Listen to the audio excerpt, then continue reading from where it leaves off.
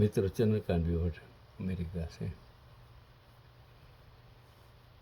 बात है सन 1965 की और हालात की जंग के थे। पाकिस्तान भारत को आंखें दिखाए बॉर्डर पर खड़ा था।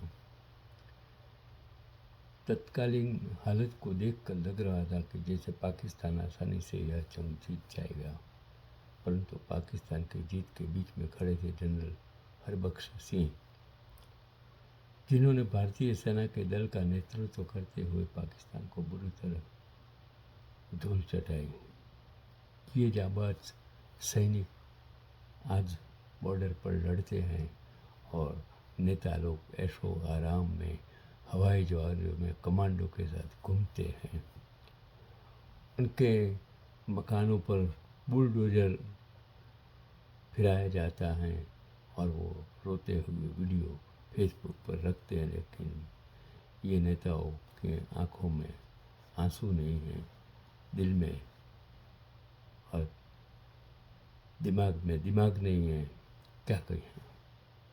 उस ज़माने में जनरल चौधरी के स्पेशल असिस्टेंट रहे और बाद में भारत के सेनाध्यक्ष रहे जनरल वी.एन. शर्मा कहते हैं, जनरल हरबख्श सिंह बहुत आला अफसर थे और लड़ाई के दौरान एक अफसर का डट कर खड़ा होना और अपनी कमान चलाना जैसा वो चाहे बड़ी खूबी की बात होती है। उनका मानना था कि अगर आप दूसरे देश में लड़ रहे हैं तो ज़रूरत पड़ने पर आप अपने सैनिकों को पीछे ले जा सकते हैं लेकिन अगर आप अपने ही देश में लड़ रहे हैं तो पीछे जाने का विकल्प आपके पास है ही नहीं, बिल्कुल नहीं है, क्योंकि वो हमारी ज़मीन है, हमारा घर है। हम अपने लोगों को दुश्मन के हवाले कैसे कर सकते हैं।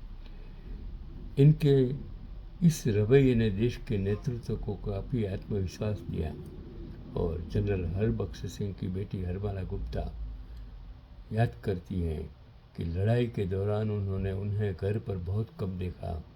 वो आते जाते भी थे तो हमेशा अपने कमरे में अपने कमांडरों के साथ टेलीफोन पर बात करते रहते थे, ये जानने के लिए कि युद्ध में क्या हो रहा है। कभी कभी कमरे से बाहर निकलते थे, लेकिन हमें कुछ भी नहीं बताते थे कि लड़ाई में क्या हो रहा है। हम बस अनुमान लगा सकते थे कि सब कुछ ठीक ही चल रहा है। उनके एडीसी रहे कैप्टन अमरेंद्र सिंह कहते हैं कि वो बहादुरी के हर काम को सराहते थे, लेकिन पेशेवर गलती को कभी भी माफ़ नहीं करते थे। 1965 में भी जब मेजर जनरल निरंजन प्रसाद आशानुरूप काम नहीं कर पाए तो बीच लड़ाई में भी वो उनके हटाने से नहीं झिझके। उसी तरह जब मेजर जनरल चोपड़ा ने अखनूर के मोर्चे पर अकुशलता दिखाई तो उन्हें भी हटाने में उन्हें कोई संकोच नहीं हुआ। अनुशासन का उनके जीवन में बहुत महत्व था और नाश्ते पर जब और दिन के खाने के बीच कुछ भी खाने की मनाही किसी को भी नहीं थी। कोका कोला इनके लिए मना था। जापान में युद्धबंदी में भी रह चुके थे, इसलिए उन्हें खाने की अहमियत मालूम थी। उनको 2 साल तक खाना नहीं मिला, इसलिए वो हमेशा जोर देते थे कि खाना बर्बाद नहीं होना चाहिए। जब हम ये कहते थे कि हमें ये नहीं खाना तो उनकी ये बात बहुत नागवार गुजरती थी। 1965 के युद्ध के बाद दिल्ली के सिख समुदाय ने बंगला साहब गुरुद्वारे में प्रधानमंत्री लाल बहादुर शास्त्री और जनरल हरबख्श सिंह को सरोपा देकर सम्मानित किया। उन्होंने लाल बहादुर शास्त्री को एक तलवार भेंट की जिसका कद इनसे भी बड़ा था। शास्त्री ने अपने बगल में बैठे जनरल हरबख्श सिंह को हाथ पकड़ उठाया और वो तलवार उन्हें भेंट दे दी। शास्त्री बोले, मैं तो धोती प्रसाद हूँ, पर मेरे जनरल धोती प्रसाद नहीं है। वो तलवार आज भी जनरल हरबख्श सिंह के परिवार के पास है। ऐसे हमारे वीर जवान भारत के, मैं तो अमेरिकन नागरिक हूँ, लेकिन मैं हिंदुस्तान में पैदा हुआ भारत में पड़ा हुआ कर्म किया और अमेरिका की नागरिकता स्वीकार करने के बाद भी मेरा जो लहू है, मेरी जो सोच है, वो हमेशा हिंदुस्तानी रही है।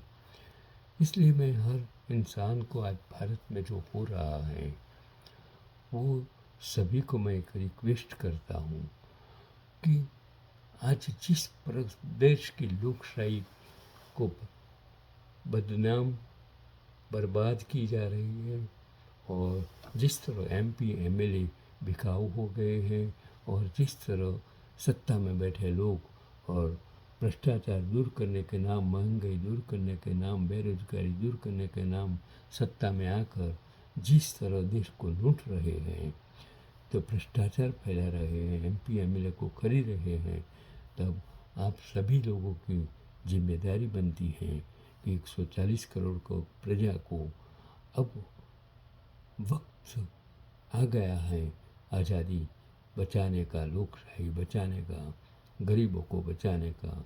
यही आज का पैगाम।